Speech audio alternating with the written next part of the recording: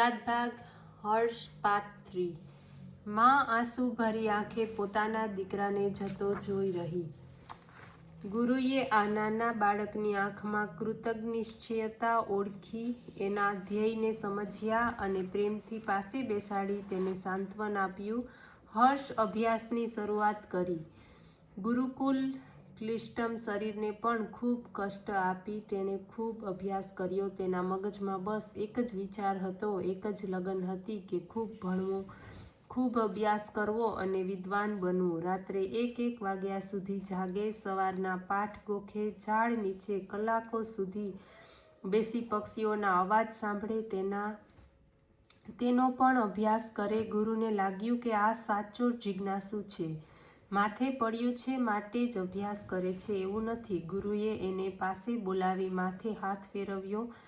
બેટા, તું આ રીતે અભ્યાસ કરતો રહેજે, મારી બધી વિદ્યા તને શીખવાડીશ। તેના વિદ્યા અભ્યાસ માટેની પ્રાંજલતા જોઈ ગુરુ પણ તેને દિલ ખોલીને બધી વિદ્યા આપી।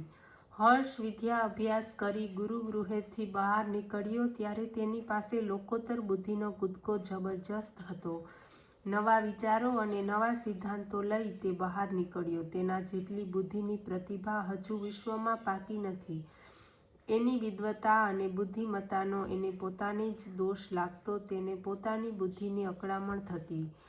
આવી બુદ્ધિવાળો હર્ષ રાજ્ય દરબારમાં આવ્યો, પંડિતોને આહ્વાન આપ્યું, શાસ્ત્રના સિદ્ધાંતો રજૂ કર્યા। શાસ્ત્રનું હૃદય પંડિતો પાસે મૂક્યું અને કહ્યું, હિંમત હોય તો મારા સિદ્ધાંતોનું ખંડન કરી દેખાડો, યા તો તમારો પરાભવ કબૂલ કરો। પંડિતો તેની વીજળીના ચમકારા જેવી બુદ્ધિ જોઈને ડખાઈ ગયા। તેમણે કહ્યું, અમે તમારા પ્રશ્નનો જવાબ આપી શકતા નથી, પણ હાર્યા નથી, કારણ કે હજુ તમે શું બોલો છો તેનું જ આકલન થઈ શકતું નથી। આકલન થાય અને પછી જવાબ ન આપીએ તો અમારો પરાભવ જરૂર ગણાય, પણ તેનું આકલન જ કરી શકતા નથી। તમારી બુદ્ધિ અતિ ગહન છે, અનાકલનીય છે। હર્ષને પોતાની બુદ્ધિનો બોજો લાગવા માંડ્યો। જો વિદ્વાનો અને પંડિતો પાસે પણ મારા વિચારો સમજવાની બુદ્ધિ નથી તો પછી આ સામાન્ય લોકો તો મને ક્યાંથી સમજી શકે? જો મારા વિચારો જ તે સમજી ન શકે તો પછી મારાથી પ્રભુનું કાર્ય કેમ થઈ શકશે? પિતાજીએ અંતકાળે આપેલી આજ્ઞાનું પાલન કેમ થઈ શકશે? તેને તેની અતિ બુદ્ધિમાં દોષ લાગ્યો, તેણે અકળામણ થઈ। જે બુદ્ધિ પંડિતો પણ સમજી શકતા નથી તે સામાન્ય માણસ ક્યાંથી સમજી શકે? અને તેણે સરસ્વતીની ઉપાસના કરી। સર્વસામાન્ય માણસ સરસ્વતી પાસે બુદ્ધિ માગે, પરંતુ હર્ષ પોતાની બુદ્ધિ ઓછી કરવા માટે માંગણી કરી। આખરે માં પ્રસન્ન થઈ, તેણે માંગણી કરી, માં, મારી બુદ્ધિ ઓછી કર, આ મારા સિદ્ધાંતો અઘરા થઈ જાય છે। આ સિદ્ધાંતો હું પંડિતોને કહી શકતો નથી, કહું છું તો પંડિતો સમજી શકતા નથી, તો પછી સામાન્ય માણસ તો તે ક્યાંથી સમજી શકશે? સરસ્વતીએ એને આશ્વાસન આપી કહ્યું, હર્ષ, આજ સુધી તું પંડિતોને હરાવવા માટે ભણ્યો, હવે તારા સિદ્ધાંતો તું જીવનમાં લઈ જા તો તે સરળ થશે।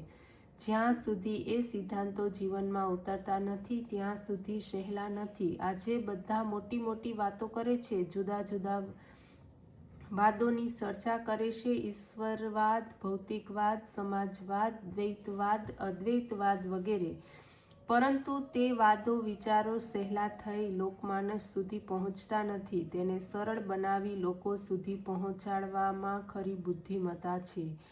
અર્થ સમજ્યા વગર, પચાવ્યા વગર વેદાંતોએ વેદાંત કહે છે, પરિણામે તે તત્વજ્ઞાન સહેલું બની લોક હૃદયમાં લાવી શકાતું નથી। જ્યાં સુધી ભગવાન ઉપર સત્તર આનાનો દ્રઢ વિશ્વાસ ન હોય ત્યાં સુધી, પોતાના જીવનમાં તે આવ્યું ન હોય ત્યાં સુધી તે લોકભોગ્ય થઈ શકતું નથી।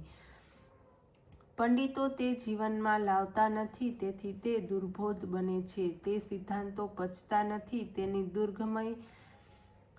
દુર્ગંધ આવે છે। હર્ષ આ વાત સમજી ગયો, તે મુજબ તેણે જીવન બનાવ્યું। અતિ ઉચ્ચ તત્વજ્ઞાન તે સુંદર ભાષામાં સમજાવવા લાગ્યો। તેની પાસે લોકોત્તર પ્રતિભા હતી, લોકોત્તર વિદ્વતા હતી, બધે જ તેનો સત્કાર થવા લાગ્યો। ફરતા ફરતા તે જયચંદ રાજાના દરબારમાં આવી ચડ્યો।